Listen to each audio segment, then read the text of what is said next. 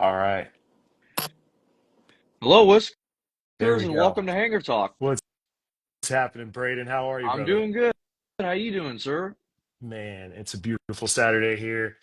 A little windy outside, but I can't complain at all, man. That's You awesome. guys got the beautiful day. It's all shit up here in Buffalo.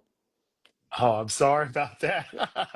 Yeah, I mean, you get beautiful summers in Buffalo. I know we had a show there, and it was like one of Oh my favorite yeah. cities in the summer. Yeah. I We will. was there actually all 4 days when you had the show here, so it was pretty good. Yeah, I absolutely loved it. We had a great time. Got some buffalo wings, Oh yeah. beautiful place in That's the my summer. man. Yeah. Did a winter visit up there too, and it was the exact opposite, very cold. So it was just a real refreshing, experience to get out of hot Pensacola, Florida in the summer and go up to Yeah. Buffalo. Yeah. So Thanks for Nice. bringing the legacy up here though. Thank you for that. yeah, absolutely. So let's start with you, Whiskers. How did you get into aviation? Well, I think that the aviation bug first bit me when my dad took me to a fly-in. I want to say it was in like Alabama, and I got my first ride in a general aviation aircraft. It was a single engine prop plane, and I vaguely remember riding in the back seat. I had to have been maybe 4 years old, if that. And ever since then, I just looked at aviation like a superpower. If you can fly a plane, it's literally the next closest thing to being, Superman or something. And every time I went to an airport, I would always look at other pilots and ask them, how did you get to where you're at? And try and formulate my own plan to one day become a pilot. So I think it started there. And like most young guys that are into aviation, I had the Microsoft Flight Simulator on the computer, and I wouldn't necessarily like play it like a video game. I would use it like a flight sim, like I was practicing for the real thing. So it was pretty cool. That's amazing, and I do that too sometimes with Flight Simulator. I use it for actual training. Yeah, I Yeah. think all of us do.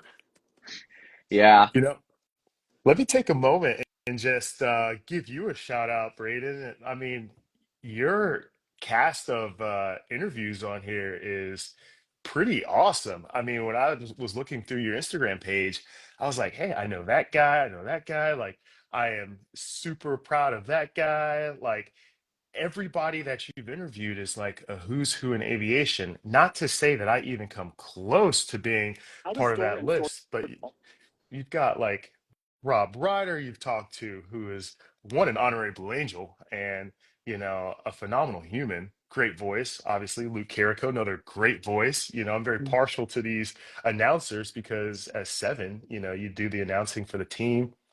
You have Anthony Oshanuga, who I look up to a whole lot. I mean, that guy is very impressive. I truly hate that I couldn't get a flight with him, in formation to get a picture. I think you had Aaron Fitzgerald on there, Yeah. right? Yes, sir. I mean, who else? Who Rain. else you got? Like Oh yeah, we had rain on there too. you got this cast of folks that are, legends in the business. And for my just very short time on the team, I realized that, hey, my time as a Blue Angel in the air show industry is finite, and these guys spend their entire career, in that industry supporting each other. So it's impressive that you've gotten to speak to as many people as you have. Awesome. Thank you so much for Yeah. those comments. Yeah. So let's talk a little bit about your early life in the Navy a little bit. Colin wanted to touch Yeah. base on this too, so So how'd you get your interest in the Navy? My interest in the Navy is probably going to sound very, very selfish, a little bit. I would say first and foremost, my dad was career Army, so joining the military wasn't like it wasn't a far stretch. I kind of grew up as the child of a Army officer, and we moved around a bit. So I always looked up to my dad and thought what he did was cool. However, I knew that I wanted to fly planes, so kind of being able to marry fly planes and serve in the military was kind of my likely path. And then as I got older and started to realize, like, hey, I do not want to pay for college because that's expensive. And two, I do not want to pay for flight training because that's expensive. The selfish side of me was like, all right, if I join the military and serve, not only will they pay for college, but also flight training if I'm selected to be a pilot. So once I connected those dots, I was like, all right, I want to apply to the Naval Academy so that I can get, a reputable degree and then not pay for school. And then if I can get a pilot slot from the Naval Academy, then go through flight training and become a pilot that way and not pay for flight training. So um, that's kind of how I ended up in the Navy, and very, very fortunate that I went to the Naval Academy, um, just because, you get a bunch of different options. Say I couldn't become a pilot, I could still be, in some sort of warfare community, whether it's in the Navy or the Marine Corps, whether it's surface, submarines, aviation, special warfare. You've got a ton of options uh, coming out of the Naval Academy. That's very interesting Awesome. and good to know. And so let's go back to the your first year, 2019 khaki newbie. What was that kind of experience like being in the newbie phase and watching all the team members do what they're gonna do? This is right before the Super Hornet transition. Absolutely. So I don't think anybody forgets their khaki newbie phase. I remember showing up to the team, and one, I was like 2 days later than everyone else because a hurricane was passing through Virginia Beach when I was, supposed to have the movers come. So the movers were delayed, and then they had to delay our check-in day, an extra day or two for me, because I couldn't make it with everyone else on the day that we were supposed to. Oh, So that oh wasn't a yeah. good start. Obviously, that was out of my control, but the movers had to come and get my stuff, and I had to be here to have them move it. When you get there, you realize that you're starting completely over. Like when I joined the team, I think I had 1,500 flight hours. So you're at that point in your career where you're starting to feel pretty comfortable in the jet and you feel like a tactical aviator, like you can do the job. I was an instructor at VFA 106 at the time before I joined the Blues. So, I felt credible. Um, and then you join the Blue Angels and you realize that everything you knew about flying an F-18 is now different. Everything you knew about being in a squadron is now different. You've got a new SOP that kind of governs your life in work and outside of work. How you strap into the jet is completely different. Obviously, you're not wearing all of the flight equipment and gear. Um, the flight suit's different. Obviously, it's a lot tighter and more restrictive, which you don't get as a khaki newbie until, or you don't wear until either your transit or end of season. So you join this team after you're about mid career, feeling good, and then it's like, all right, I'm a brand new guy. I'm an FNG all over again. I don't know anything about how this organization runs, and within a matter of months, I have to learn the organization and the job that I'm going to step into, and be the subject matter expert at that position. Come, you know, um, drop of salute. So it was daunting. I think it's daunting for everybody, and the process works. I can tell you that. And every day you just show up and try and get better at something, and that improvement is so incremental and small that it happens, over time. And you don't really see the improvements until like one day you're like, "Whoa, okay, I'm here now, and I understand what's going on, and I think I can do this." Mhm. Definitely 100%. So, for your 2020 season, obviously you didn't get to really perform any shows, but you got to do America Strong. You did the winter visits with Adam Carrick, Tag. Um, how was it like during that first season on the team? That 2020 season, that I'll use loosely, season, um, was the best way I can describe it as Groundhog Day. Um, every day we were very, very fortunate to be able to practice and keep that skill set sharp. We could practice at home in Pensacola, and we even got unique and would go up to Whiting Field and do some shows just to like change the scenery. We would perform the show from a different runway at Pensacola just to like change up the checkpoints and all that stuff. But about 5 days a week, we would, go out, practice, train, just in case the show season picked back up. Because in 2020, no one knew how long COVID was going to last. At first, it was like, all right, we'll cancel a few shows, all right, we're going to cancel half the season. All right, we're going to cancel three-quarters of the season. We're going to cancel the whole season. So we didn't know when we left El Centro that our whole season would be canceled. So we stayed ready to go, and then uh, once the writing was on the wall, and we were like, hey, we've got the jets and the ability to impact people. That's when the team decided to do the America Strong flyovers in conjunction with the Thunderbirds. So that was pretty awesome. As seven at the time, I kind of helped plan.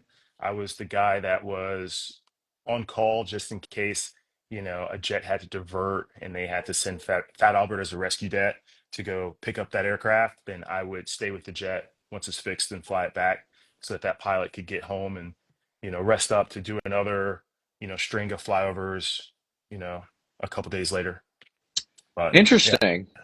So, so I Very actually, yep, interesting. very interesting. Yeah, sorry about that. I actually wanted to say, I saw the Thunderbirds in 2020 fly over more like half the team, maybe like, because I saw two of them, not really the whole team fly over parts of SoCal. So, and then you guys took the East Coast, they took the West Coast. So, yeah, just geographically where each team is based, it kind of made sense to split it up that way. But we did do some joint flyovers on the East Coast, specifically, I want to say New York, Uh, um, Atlanta. Atlanta. Yep. So we did some joint ventures, and it's always great working with the Thunderbirds. And I know it's like this big rivalry to everyone outside y- of like yeah, military demonstration teams, but for us it's like, hey, we've got another group of people that understands exactly like what our life experience is while you're on the team.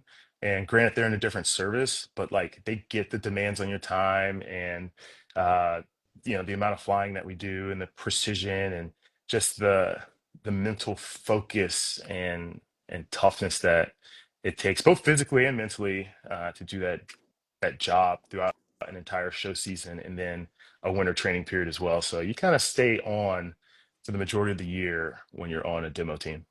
that's amazing. Awesome.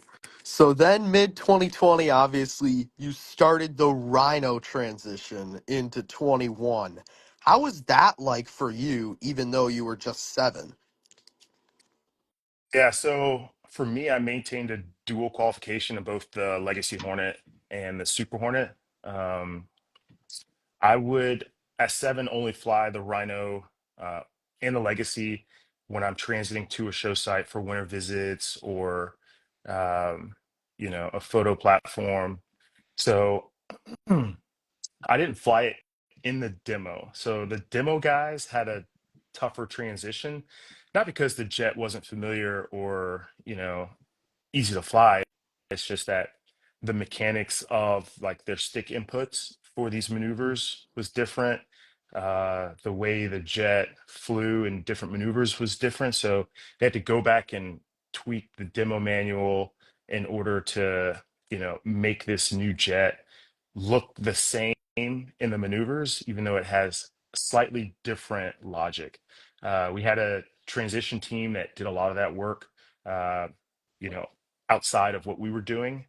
So former Blue Angels, former Blue Angel boss, Boss Doyle, kind of spearheaded that effort and gave us a baseline from which to work. And then after that, once the guys got it in winter training, they were able to, get the sets and reps to see, all right, how does it fly in this maneuver, with these inputs that we are used to from the Hornet? All right, it's different.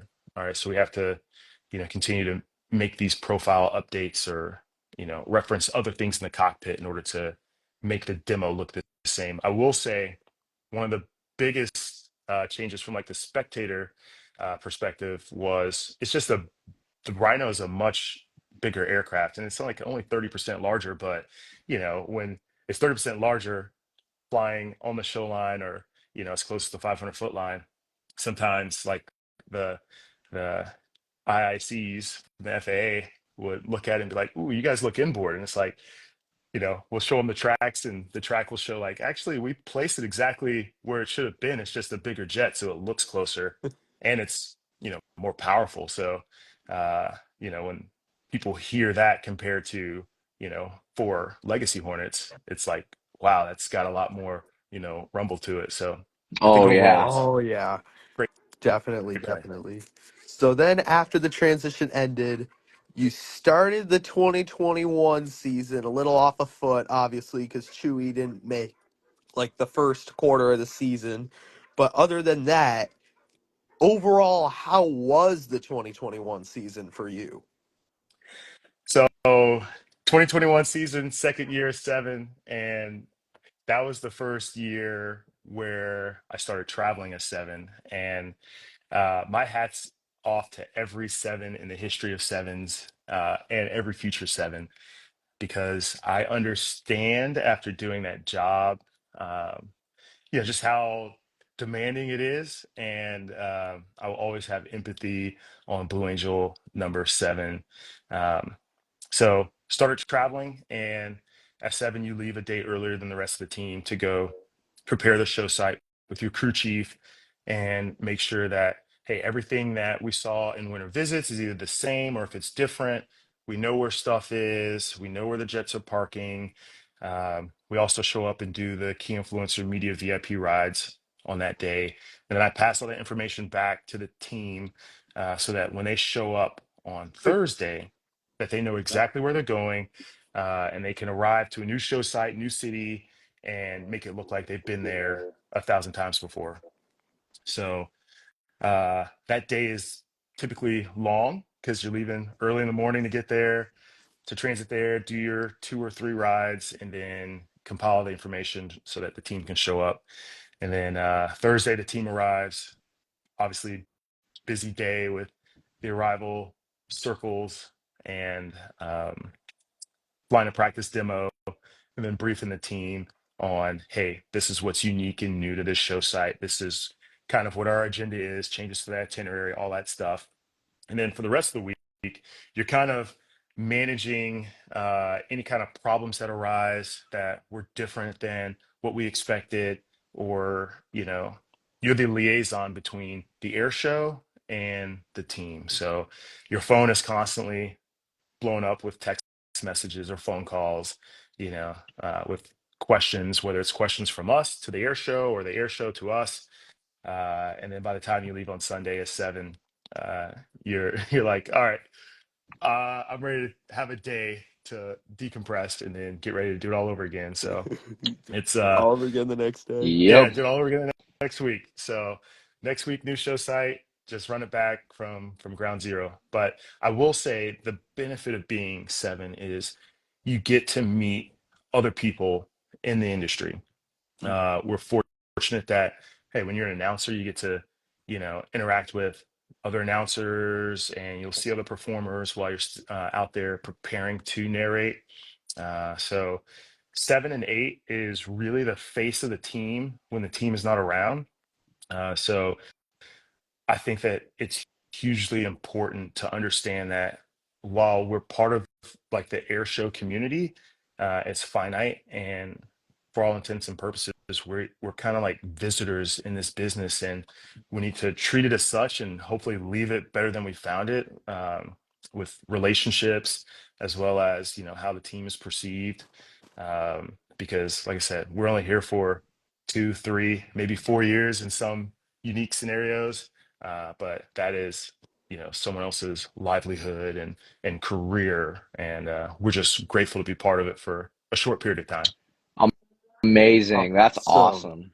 So back to your part when you were talking about key influencer and VIP rides. Obviously, I understand that you flew our head coach Sean McDermott. How was that flight, basically? Loved it. It's always interesting. You can tell when someone.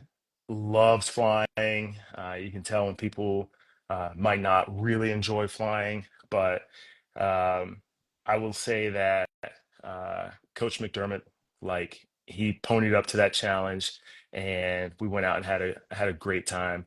Like, and for me, that experience is very unique because now you've got, Blue Angel 7, just a barely a Blue Angel.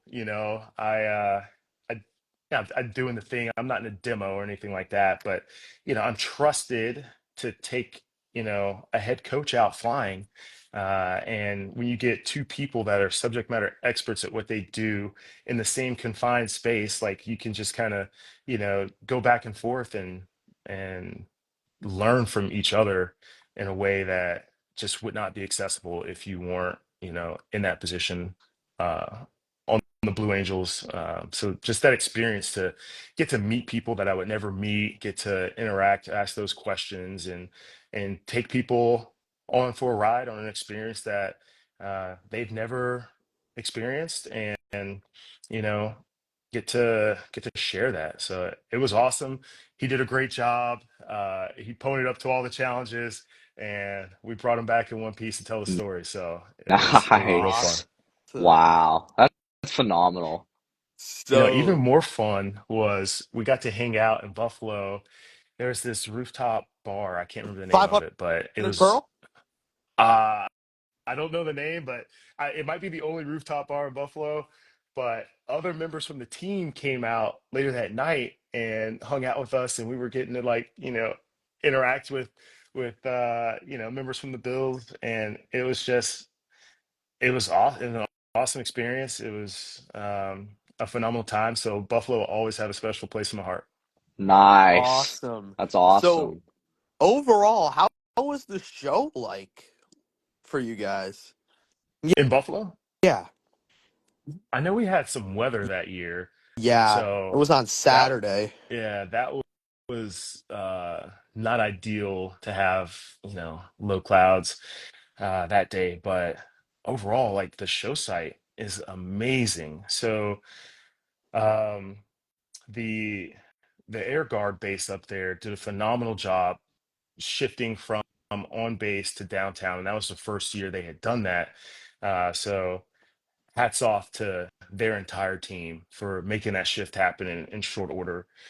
And from a show site perspective, the there's like a natural show line there. There's like this barrier wall um, that is perfect for being able to align the jets on the show line, and um, being out over water. You're not really worried about a whole lot of obstacles. So from like a show site perspective, it was amazing. We were able to stay downtown. We could walk to the gym, plenty of food options. Like overall, I thoroughly loved it. Nice. Nice. That's awesome. So what was I know you guys did the Pacific Air Show in 2021 too, and it's actually my one of two hometown shows here in Southern California. I know that Sunday you guys couldn't fly obviously because of the oil spill, which like disappointed me big Mhm. time because we were gonna go as a family all on Sunday on a hotel and watch the show from there. So what was that show like the first time that you did it over the water? That must have been a cool experience with the snowbirds and the thunderbirds. Man, Huntington Beach is awesome. I think both the Thunderbirds, the Blues, I mean, Snowbirds, everybody loves Huntington Beach. I mean, in Southern California, it's sunny, right on the ocean. You can go for a nice jog in the morning. The show site itself, I saw it both as 7, and then again flew in the demo there. So really nice to be able to like close that loop, to both see it from the narration perspective and the flying perspective. From the narration perspective, I mean, you've got a massive crowd, not only the people that are in attendance, but they also live stream it and send it out to the masses. So it is, a big audience. From a Demo demo perspective. perspective, It's an overwater show. So again, like we love overwater shows because the air is smoother over water. There's no mechanical turbulence unless there are buildings close to the water and it's coming from over the buildings down and then, getting mixed up in Okay, some sort of okay. turbulent nature. But if the wind's coming from out at sea, like air smooth. Um, if the boats are in a good position, we got a good show line. um, I mean, it's lovely to be able to fly a fighter jet, in an area that if you did it at any other time outside of an air show, you would certainly be getting in trouble. It's beautiful. Hmm. Uh, Oh yeah. the the airport we flew out of was it Los Al? Yep, Los Alamitos. Mhm. Yep. Yeah, I So think I it's mean, they also were yeah, they were very, very accommodating. It was super easy to get out of there and get down to the show site. So overall, again, no complaints about Huntington Beach whatsoever. The hotel, I think we stayed at the Kimpton, was awesome. Their staff was super friendly, um, very, very air show friendly as far as like, you've got a ton of options there when you're done with your day to go get some food and uh, when you want to get a workout in, it is super convenient and beautiful to do so in Southern California, as you know, because you live there. Yep, So I do. Yep, yep, yep. very, very lucky. Yeah, it's such a good show, and unfortunately, I don't know if you saw this year, but we had a little bit of a fog fest all weekend, and Oh, it was not fun. I, I hate that. You got the Yeah. Southern California fog every once in a while, and you got to contend with that. But when the weather's good, I mean, there's no better place to do it. Oh yeah, 100%. And I want to say thank you again for doing that show. I know I didn't see it, but I did see on social media that it was a good show. So thank you. My pleasure, for Oh sure. yeah. oh yeah. So, another thing I wanted to know is how many times, well, you were in the documentary, but how many times did you watch it and think to yourself, man, I got to do that? I've seen it all the way through twice. We saw it once when in IMAX when we were like going through with the producers and editors just to make sure that, hey, this looks like the final version that we want to release to the public. And then I watched it again with my current squadron here in Virginia Beach while we were on deployment. Amazon was super accommodating and allowing me to get a digital copy in order to play it from my ready room on deployment. So that was pretty cool. It increased morale. The guys had been out on deployment for like 7 months at that time. It was a 9 month cruise. So a good way to bring some levity and change it up a little bit for them.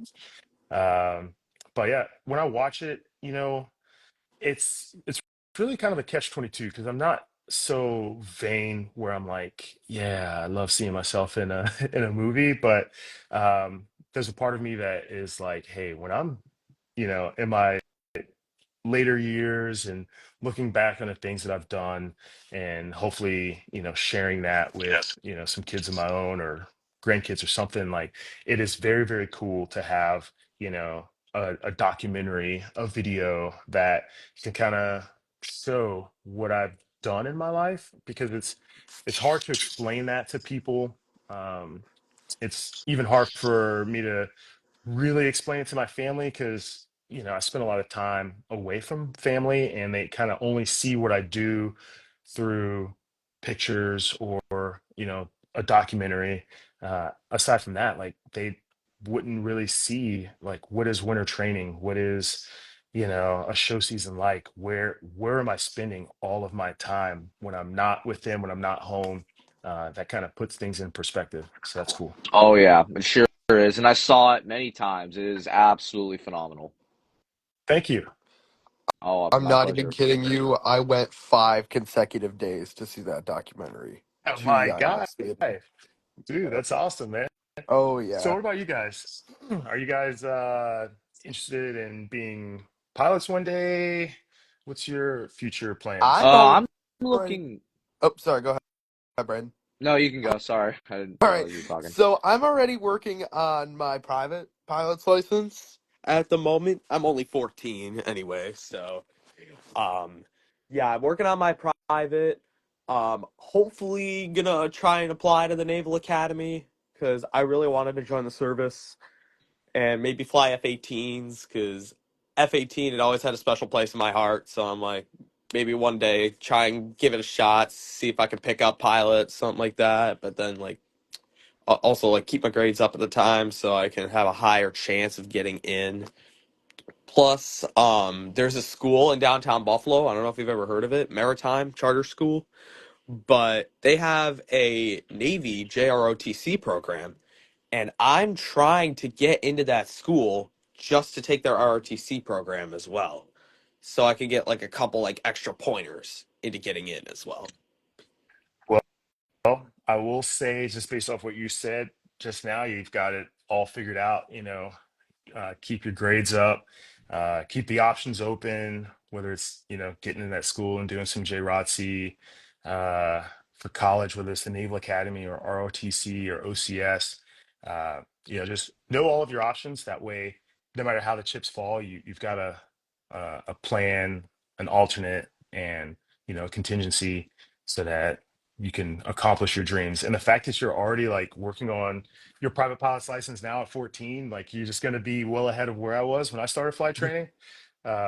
I started flight training in the Navy with big old zero flight hours. So the Ooh. learning curve was, yeah, the learning curve was strong at first, but I think the benefit of that is you learn how to learn at the Navy's pace early on. And the Navy's learning pace is a little bit quicker than, I guess, if you go and train on the civilian side and, hire an instructor at your own pace. Uh, in the Navy, you're gonna fly it at their pace. So I learned that, and then throughout the rest of flight training, I kind of understood like, all right, this is what I need to know, and this is what I need to know it by. So this is what I need to do in order to get to where I need to be. Awesome. Awesome, awesome, awesome. Awesome. And then I'm looking into something in the aviation field, maybe maintenance. I'm working on my private license too, but I've heard being a mechanic is really, really cool. Just like working on different aircraft and keeping people like pilots and people safe. So, Yeah, I agree with that. It is very cool and very required. Obviously, I'm in the Navy, and we have our sailors that do the maintenance on the aircraft. And when I look at the plane and I look at them working on it, I'm just impressed every single time because I have no idea what they're doing. Like I can see them replace an engine or an engine removed, and they're working on some components underneath it. I'm just like, I mean, to me, that's impressive because um, these are very, very complex aircraft, and I have not ever been worried about, the safety getting into an aircraft. So my hats off to all the maintainers that keep us flying and allow us to just continue to improve this skill set because without a jet to go flying, like we're no good. If we can't fly consistently, we're not going to be good tactically, uh, basically operating an aircraft. So, uh, mechanics maintenance, hugely important. oh yeah, it sure is, 100%. Mm-hmm. And better to be safe than sorry too. I've heard that many. Exactly. Hmm. Awesome. So, what is the best aviation advice you've ever received? Best aviation advice. Oh man, that might take me a little while. There's so many different facets to flying, and right now I'm focused a lot more on the tactical side and not necessarily like the aviating side. Um, but the first thing that kind of stands out right now, just like basic piloting, is if you have any issue that goes on in the jet, have you guys heard of aviate, analyze, navigate, communicate? I believe so, Yeah. yes. Some people shorten that down to aviate, navigate, communicate. Um, that one sticks with me because you fly long enough, eventually, like you're going to have some sort of in-flight emergency or system malfunction, and when you stop and just like think about that, all right, is the plane flying? Yes, the plane is still flying. All right, what is going on with the aircraft? Can I figure that out and deduce that in a reasonable amount of time? If yes, cool, handle it in an appropriate manner. If not, then let's start moving that jet to where it needs to go, whether it's home or a divert or somewhere, and then communicate those intentions and ask what you need because ATC is very accommodating. They are, the fifth wingman as we refer to them, and they will give you what you need to stay safe and to figure out your problem. So, from like a flying perspective, like that's always one that I keep in my hip pocket and truly think about like, all right, what's gonna potentially try and catch me off guard today when I go flying. Awesome. That's very good advice. So we almost forgot to ask you here. Oh How yeah, are we your did. solo seasons like? Oh man.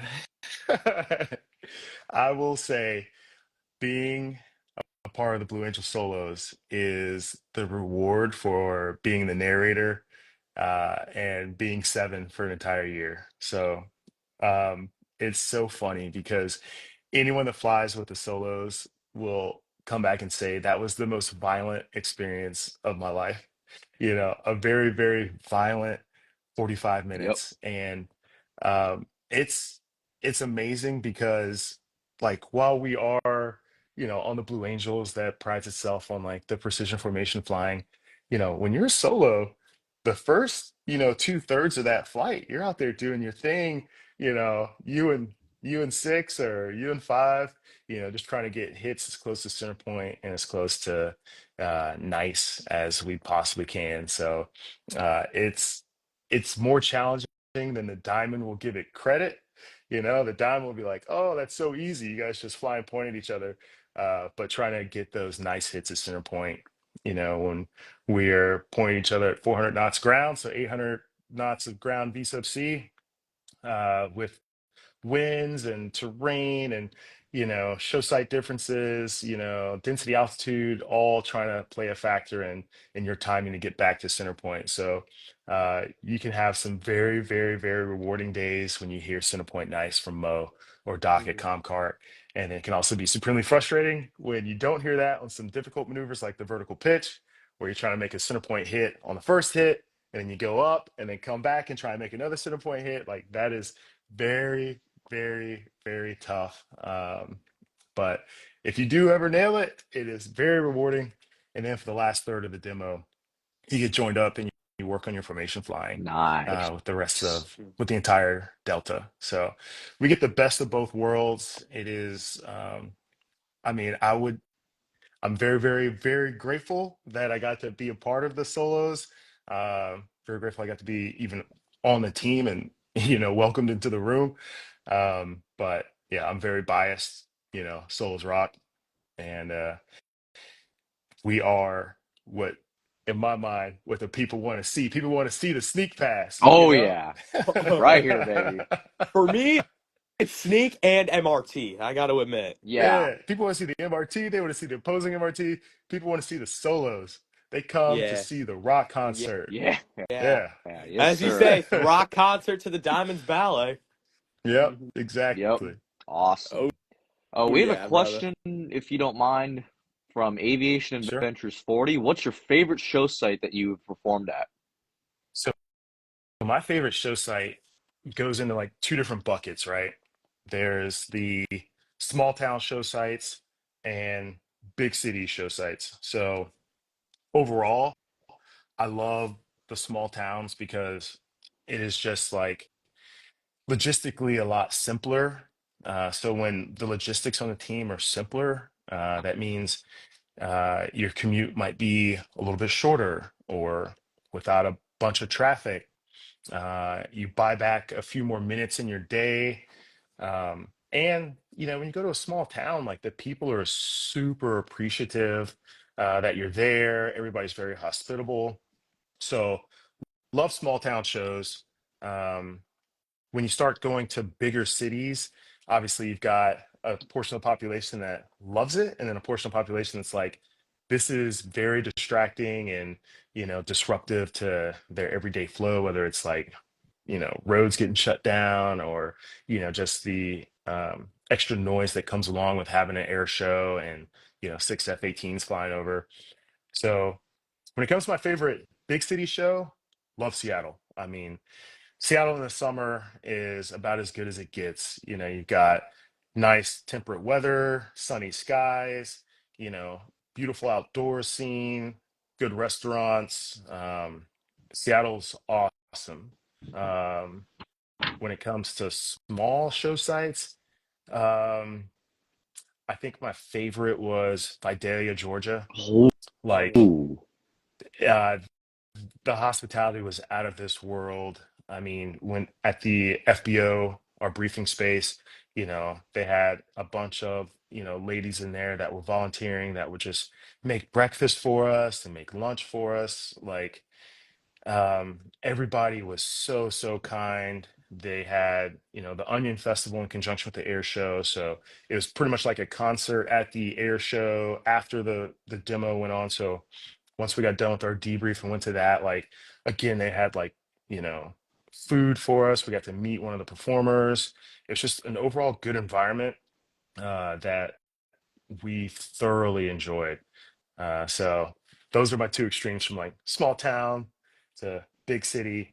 But every show site's different. The terrain's different. If it's a big city, you've got buildings you got to contend with. Um, the easiest demo, in my opinion, would be, hey, it's flat terrain, you know, low density altitude, um, no obstacles. Like you can see your checkpoints for many, many miles. Like that's about as easy as it gets. And then obviously the more difficult show sites would be high density altitude with terrain or buildings that are going to change and alter your profiles. That makes you kind of adjust real time. oh yeah, like Reno especially. I didn't fly at the Reno Air Show, Oh, but you okay, know, okay.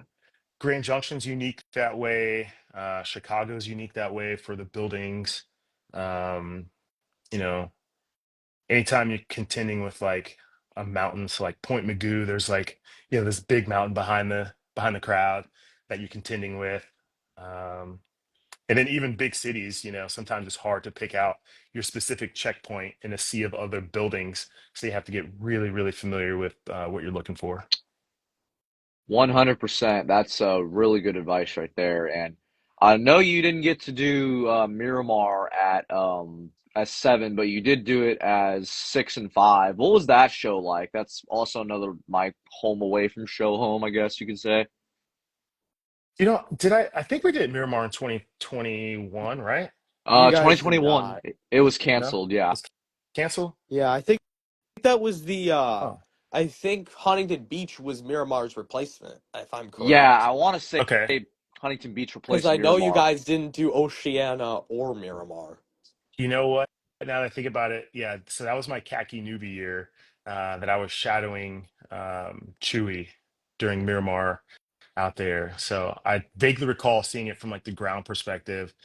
Um, yeah, I'd have to go back and look. That's you guys know you guys know it better than I do. That's awesome. Thank you, thank Um, you. Yeah. but so what was your original question? How did I enjoy Yeah. Miramar? Yeah, how'd you like Miramar, like the show wise? Uh, Again, Miramar is awesome. I'm not going to talk bad on any show for sure. So I Oh hate to be yeah. redundant when I say that it's awesome because, you know, every show site's putting out good work. But the Marines are legendary. Every Marine base we go to, like they put on they host a phenomenal air show because they get into the details of the support manual for each team. They don't mess around. They set up on time. They are very surgical with how they do things and run an air show. So Miramar is one of like the finest run air shows, um, finest run military air shows, just because one, they do it every year.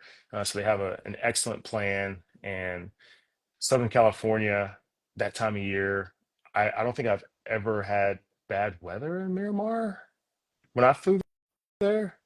Um, so that's awesome. You know, when you have clear, sunny skies, go do the thing, and you get out and you get to reconnect with like your Marine friends that are there, and then all my friends in Southern California. It is a real treat to kind of get that reunion when you go back to the West Coast. Oh yeah, Awesome. 100%. It sure is, and that's really awesome. And Miramar, I've been going every year since I was 1 year old, and I first saw the Blue Angels there. Nice. Yeah. Yeah, it Yeah, was so cool. been to more Miramar shows than I have for sure. Yeah. Oh yeah, yeah, it's so great. Also, you got to meet the Red Arrows at Miramar. How was that like? Yeah, so that I do recall they were there Yeah. 2019 when I was a khaki newbie, right? Yeah. Yep, So it was awesome getting to see like just the difference in the demo, right? So, they've got a lot more jets. How many jets are in their Nine. demo? Nine? nine. Nine. Yeah, nine. Okay.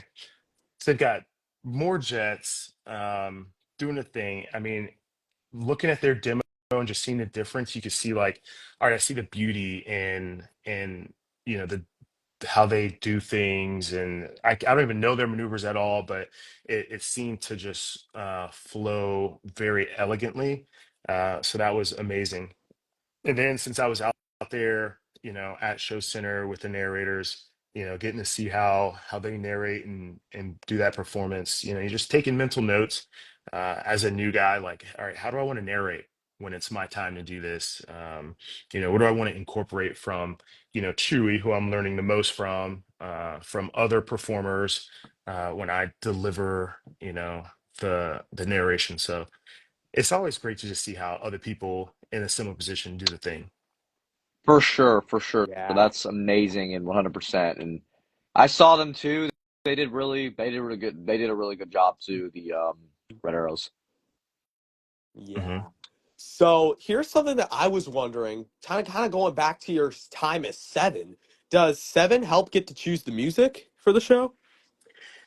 Yes, 7 and 8 will run like a music meeting in El Centro, and uh, we'll invite anybody that wants to attend, as well as all the events coordinators, other pilots, and we'll go maneuver by maneuver and kind of lay out the playlist and what specific snippets of songs people want. If you don't attend, then you don't get a real vote in the matter. But if you come and put out some options, then we'll incorporate that, especially if it's specific to like Fat Albert's demo or diamond maneuvers. We'd like to get the diamond in there to kind of pony up their desires. But yeah, 8 will typically run that meeting. 7 will also be there. The solos will be there to support and offer our suggestions for like solo maneuvers. So it's really a group effort. Um, but 8 runs it, 7 sure there, but we're just kind of facilitating the needs of the desires of the team. We even ask our maintainers to come if they have the availability and ability to show up. Like, we'll try and make it as inclusive and awesome for everybody. Nice. Awesome. Because in my opinion, hands down, 2020, 2021, best playlist I've ever heard in the All team. right. Oh yeah, Hands down. 100% agree. Yeah. Hands down. Yeah. And Mhm. Colin and I actually requested some songs that are currently being used right now in the 2025 profile. That's amazing. I remember some people sent me some song recommendations, and that's always helpful when you are starting off with kind of a blank slate, and you're like, "Hey, what is the new music that people like?" As we get older, we kind of get a little bit more detached from the new or the hottest music that year. So when people throw some recommendations our way, like we'll take a listen and if we're like, yeah, that's pretty fire, then we'll see if we can incorporate it for sure. So nice job if you guys reached out and sent them Oh, some options. That oh certainly yeah. helps. Yeah, Doesn't we hurt. we we we both sent like a full playlist too. Yeah, I mean that doesn't hurt either. We'll take a look and see what sticks. So good on you Oh, guys. thank you Oh so yeah. much. Thanks. And then we want one more question actually from Buff Spots. How is it like to fly other shows? How do you feel for long flights? Long flights are, I mean, we're used to them now, but it's kind of hard for people to imagine like, all right, you strap into an F-18 and you're not getting up to move around and all that stuff. So I think our longest flight on the team was flying from Seattle to Hawaii, Oh, which I can't remember how long that was. It might have been seven ou- hours. ouch. Um, and tanking the whole way. And, you know, we're used to it. We're F-18 pilots, F-18 air crew. So we've done some long combat sorties. My longest combat sortie was 9 hours. Um, and you just develop an iron butt, I guess, and you understand like how to wiggle the legs and move around as much as you can in the cockpit. You bring enough water and snacks to, you know, make it through that length of sortie.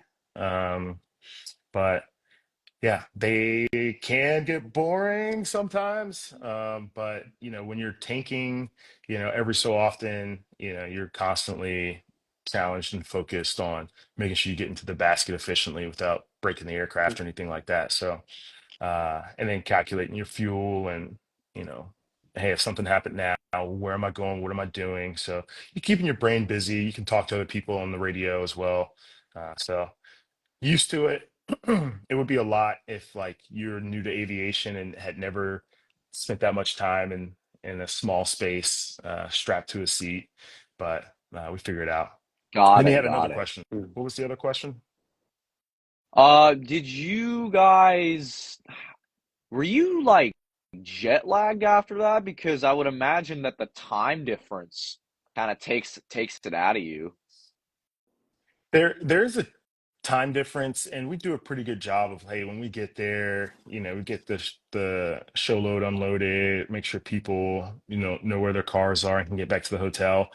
And then, after a long transit like that, we'll typically have a couple days off. So you'll have a couple days to kind of get your sleep pattern in order after, that many time zones. Uh, so yes, you could be, but we give the requisite amount of time to adjust. I think the other guy had another question on the backside of that too. I talked about the long sorties. What was his other Uh, question? how's it like to fly shows? How's it like to fly shows? Every show site we go to, like I said, is new and unique. Before I joined the team, I was like, you're flying the same demo, you're like at different places. Like, how hard can that be? You're doing the same routines, just somewhere else. But the truth of the matter is, that is what makes it difficult. Excuse me. All good. It's it's that every show site, the show line might be different. Um, the the terrain, the winds, the weather. You could be doing a flat show, a low show, a high show, a flat roll show. Uh, how we park the jets could be different. There's so many differences involved in like going to a different show site, that it really keeps you on your toes. And then, oh, by the way, you're flying the demo in the low altitude environment, with five other jets out there, in the same piece of sky. So every single demo, whether it's a practice flight demonstration or an actual air show, we are on our game with the utmost focus, and you bring the appropriate amount of seriousness to the flight because you realize, like, hey, a simple mistake could cost you your life. So you study up, you study your checkpoints, you rehearse your comm, your procedures, and all that stuff. And there's no perfect demo, but you try and strive for that perfection, because it increases the margin of safety. The better you are and the more focused you are. Um, so flying shows, your whole day, like your whole day prior, your whole waking existence goes into like that 45-minute demo because you're making sure that you're rested, you're hydrated, that your nutrition's on point so that your body has the best fighting chance to go out and do that demo and subject yourself to those forces, while also having a clear mind, in order to, you know, go focus intently on what you're about to do. Awesome. That's very interesting. And yeah, that's amazing. So, I have another question.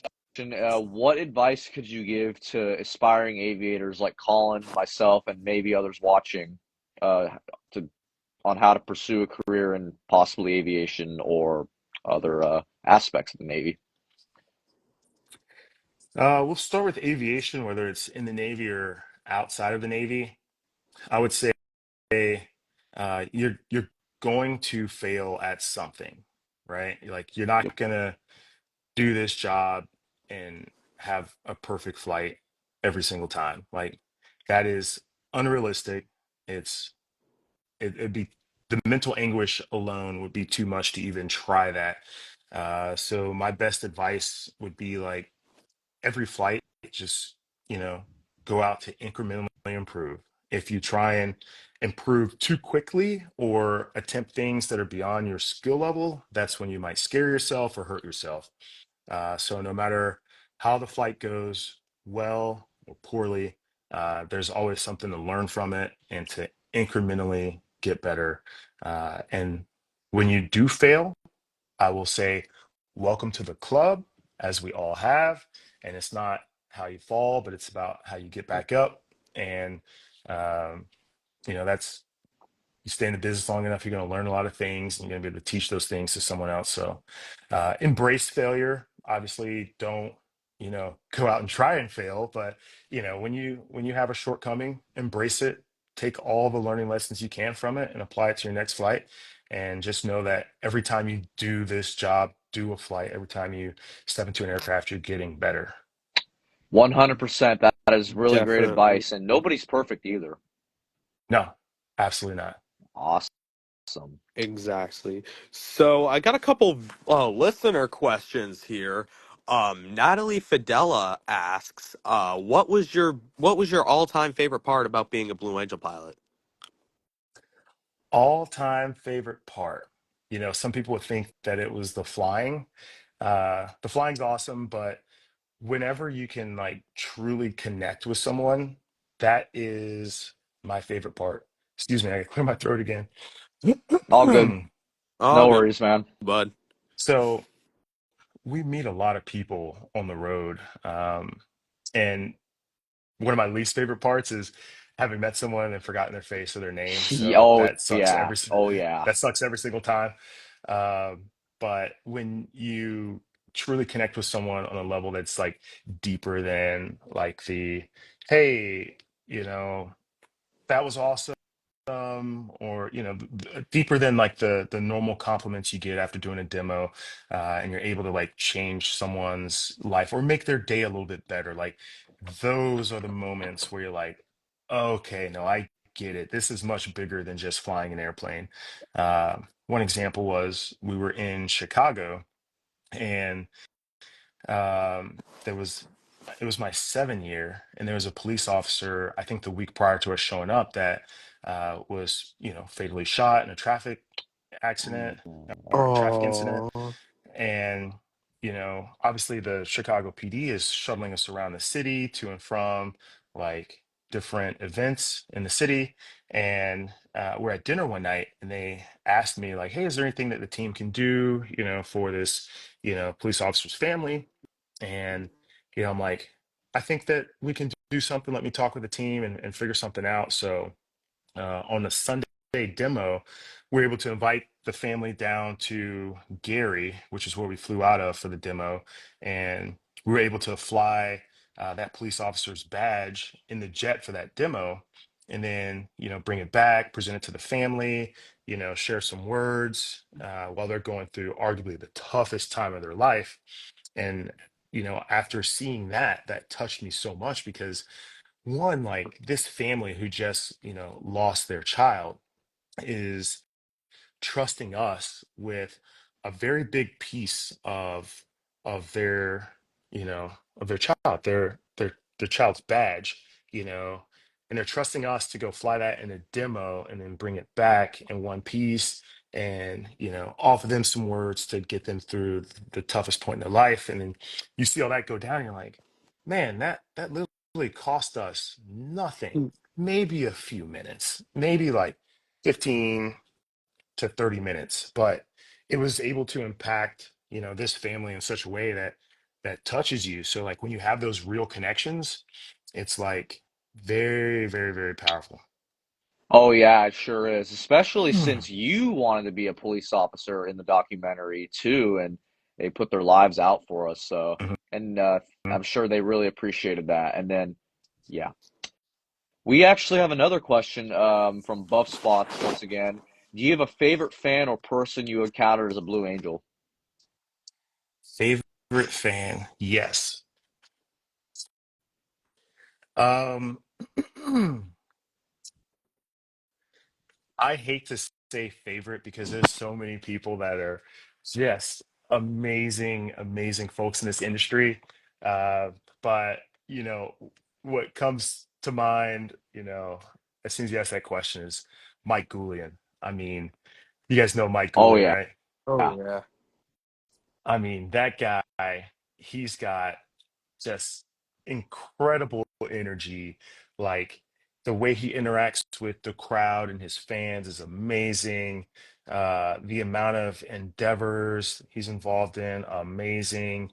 Like not only a phenomenal pilot that we can reach out to, for advice on different things, but like just a very, very approachable, humble, normal guy with an amazing family that is by his side, every step of the way. And he's been doing this business for so long that, I mean, there's just so much that we can learn from him when you're in that air show community about longevity, how to take care of yourself, you know, how to be a people person, how to not Not wear wear yourself yourself. out.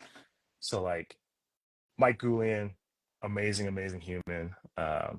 I've got nothing but the best interactions with him. Like, love that guy. Oh yeah, he's such a cool pilot too, and really, I would say, if I may, the next Sean Tucker. I mean, both great pilots, of Oh course, yeah. and I don't know how to put it into like the next but I mean, Mikey is, in my opinion, a league of his own with just like the personality, like flying aside. Oh, oh heck yeah, and Oh absolutely. yeah. I've had the honor of meeting Sean Tucker too many times. Oh yeah. And also both honorary blues. So, maybe I'm biased. Oh yeah, they are both. I didn't even know Oh that. yeah. And Rob So Ryder. I think I already mentioned that. yeah. Yeah, Rob Ryder, he was an honorary blue. Cause doesn't he help train their narrators as well? So like, didn't he train you in 2020?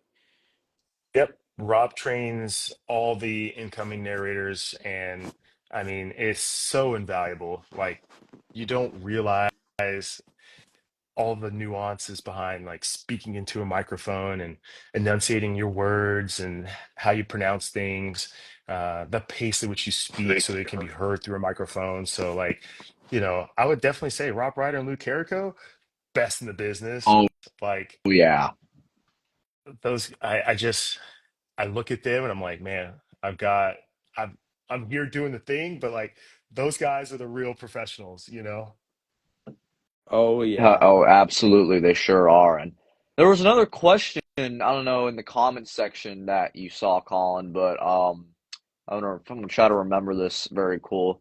Is there like maneuvers that are so like violent and dangerous that you guys cannot perform it in like a demo, that they're so like jaw dropping that they can't be taken out? It was something Like like you on the lines of perform that. them at winter training, but you don't perform them in the demo.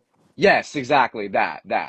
Thank you for specifying that. No, no, we don't have maneuvers like that. And the reason is like every maneuver that we're going to introduce into the demonstration, we have to kind of tack D&E it. So we have to practice them once in the sim, consult with the engineers to make sure like we're not going to put the jet into, outside of its normal, flying envelope. Uh, and then once we take it to winter training, you have to get so many sets and reps at that maneuver in order to make it show ready. So there's nothing that we would practice in winter training uh, to make it good. and then also not put it in the demo because you would have to continuously practice that maneuver to make it great. So there might be some new maneuvers that the team will try every so often, but they'll have to try it in winter training, and then if it is viable, consistent, repeatable, and safe, then yeah, we'll put it in the demo and keep doing it. But if it's not, then we don't keep like this stable of extra maneuvers that are super sick that we've got down pat that we don't put in the demo, because if we never practice them, like when they we'd be no good at it. Oh yeah, 100%. It Yeah. is better to be safe than sorry. Kind of Hmm. like with the new Delta aileron roll. Yeah, I saw a video or something of that, and I had never seen that before. Me It neither. makes sense. I think I saw a video, I can't remember where, but I was like, oh, the Delta flat pass, but they were really spread out. And I was like, oh, winter training, they're spread out in the Delta, early on. And then they all rolled. And I was like, oh, okay, so that's unique and different. I think that I like where the team's head is at. A flat show is typically a little bit more I'll say low key, because you can't go like the diamond can't go vertical, the solos can't go vertical. So trying to introduce something that will continue to wow the crowd. So I see where they're going with it. Um, Maybe they've gotten enough sets and reps in El Centro to continue to get, sets and reps and throw it in the demo. The hard part about that is we just don't fly a flat show that often unless everywhere we go the weather's pretty bad, Oh and yeah. pretty low. So how often they will get to practice that Delta aileron roll to make it look good and have the consistent timing is to be determined. But I like that they are thinking outside the box to change things up and to continue to, wow the audience. Oh Yeah. yeah, exactly. And I can't wait to see it. Yeah, I mean, if you see a Delta aileron roll, it's probably because the clouds are low, and then you got to ask yourself, would you rather see a high show or a flat show? You Yeah, know, so if you do exactly, see exactly. it, yeah. I want to see one S- low show this year. Just one. I just really want to see that aileron roll. That's all. Yeah, Okay. just one. Hmm. Awesome. Just one. So it Um. looks like okay, it doesn't look like we have any more questions, so we're gonna go ahead and Oh, wrap it up. Thank you so actually, much, we Whiskers. Oh, we one more got a time. couple. We got a couple more. Sorry, I didn't know that. It's all good. So, what? It may seem pretty weird, but what was the altitude reading during the sneak pass? Aiden asks that question.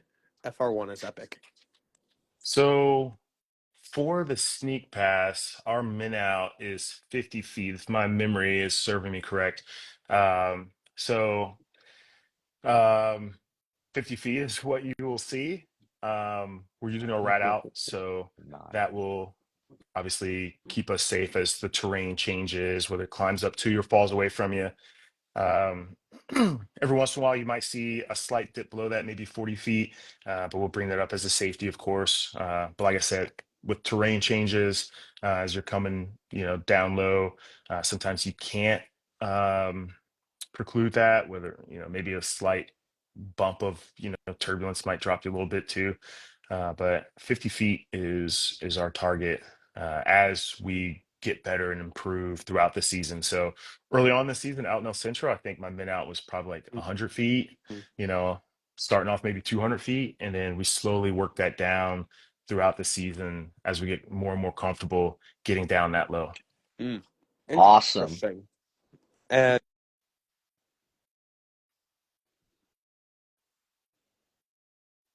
think that's about it. Yeah, So, Okay. all right. Thank you, Whiskers, yeah. again for Thank you coming on. This so was much, awesome. Whiskers, for coming on. We really appreciate it. This was very Hey, awesome. you're very, very welcome. I'm super impressed by you guys. Uh, One, like your consistency. You guys are obviously getting better and better with each interview that you do. I love that you guys are, continue to reach out to people that I guess inspire, motivate, you know, help you achieve your goals. So keep doing that. It's a real treat, and it's not lost to me that you guys woke up early on a Saturday morning on the West Coast. Maybe not as early on the East Coast there. but to make this happen. So my hat's off to you guys again. Keep up the great work, and it was a pleasure chatting with you guys. Oh, we'll do, sir. Awesome. Thank you so much for coming on again, and hope to see you at an air show. Yeah, schedule allows. I'll try and make it out for sure. Awesome. All All right, Whiskers, All take right. right. care, buddy. Thank Take you. You care, guys as Whiskers. well. Have a good one. You too. Bye bye. See ya.